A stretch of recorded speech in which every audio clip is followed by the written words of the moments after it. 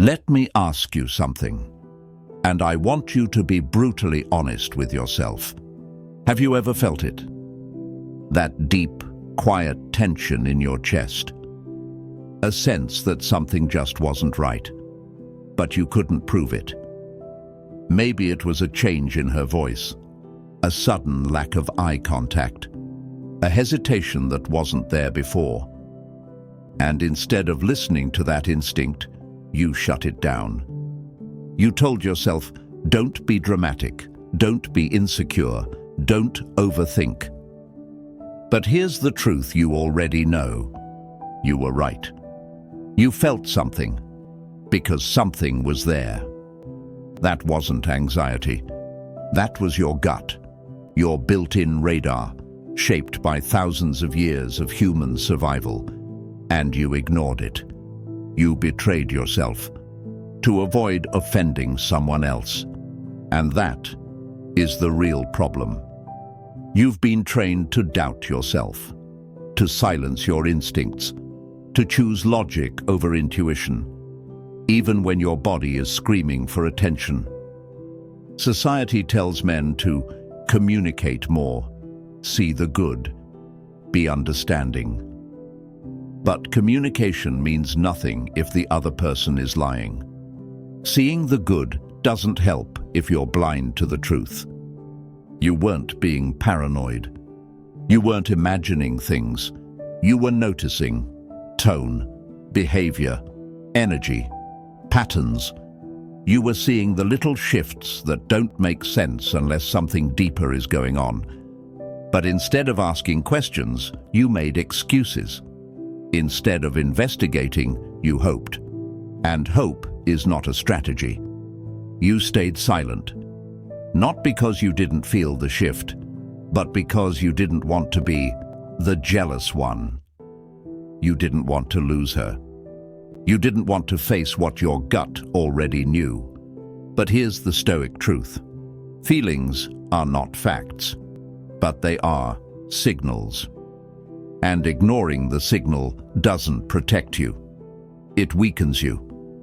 Let's break this down. Lies are rarely spoken out loud. They're revealed in behavior. Micro-expressions, delays, avoidance, shifts in routine, the gut-punching silence that doesn't match the words.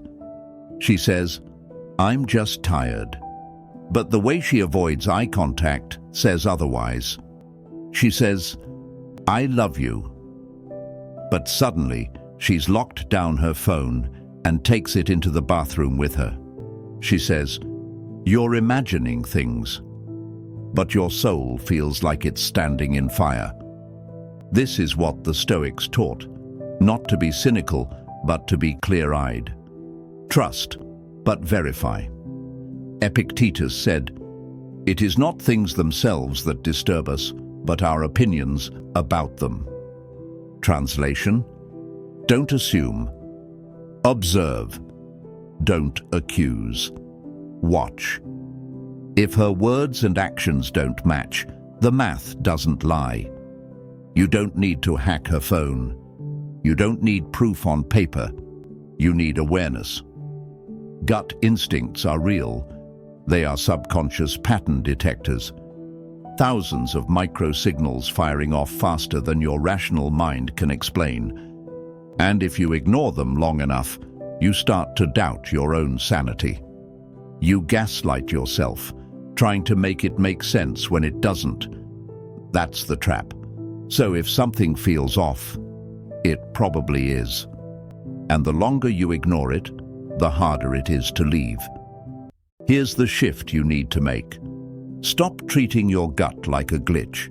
Start treating it like a sacred internal compass. Because it is. It's not insecurity to ask questions. It's not paranoia to notice when behavior changes. And it's not toxic masculinity to say, "This doesn't feel right." What's toxic is pretending. Pretending everything's fine. Pretending you didn't notice. Pretending you're okay with it when you're not. Every time you override your instincts to avoid confrontation, You give up a piece of yourself, and that's how you become a shell of the man you used to be. A Stoic doesn't ignore pain. He investigates it. He doesn't get emotional. He gets clear. You're not crazy. You're not weak. You're not clingy. You're just finally seeing things for what they are. And that's the beginning of freedom. Here's how you fix it. The Stoic way. Step 1. Detach. Create space between you and the situation. Step back emotionally. Observe like a scientist, not a lover. Ask, is this person showing up consistently? Are they honest when it's inconvenient? Or are they only good when it benefits them? Step 2. Watch for congruence. Do their words match their actions? Or are they always explaining, always spinning, always justifying? If someone lies, they over-explain. If someone's honest, they stay consistent. And if something doesn't add up, it's because you're missing a variable, not because you're imagining things. Step 3. Act without fear. If your gut is sounding the alarm, don't ignore it. Investigate. Not with anger, with clarity. Ask direct questions. Speak your truth. And if the answers don't line up, if the behavior confirms your suspicion, walk, not in drama, not in rage, but with composure. Because Stoics don't stay in places that cost them peace. They don't wait for proof to act on truth. Your mental health is more important than any relationship. Your self-respect is worth more than temporary comfort. And if something feels wrong, it probably is. So the next time your stomach knots up, the next time her energy changes, her stories shift, her smile feels off, don't ignore it. Don't rationalize. Don't beg for clarity when your gut already gave it to you. You've been through this before. You ignored the feeling. You told yourself you were just overthinking. And then the truth hit you in the face. Don't repeat that cycle. From this moment on, you trust the signal. You verify the behavior.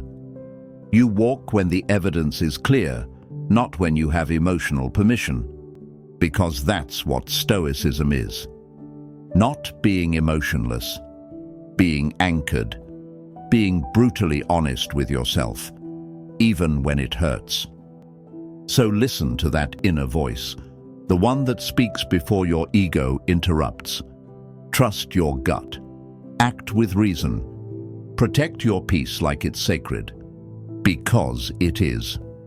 Subscribe for more truth, and drop a comment if this hit home. Stoic Greek echoes.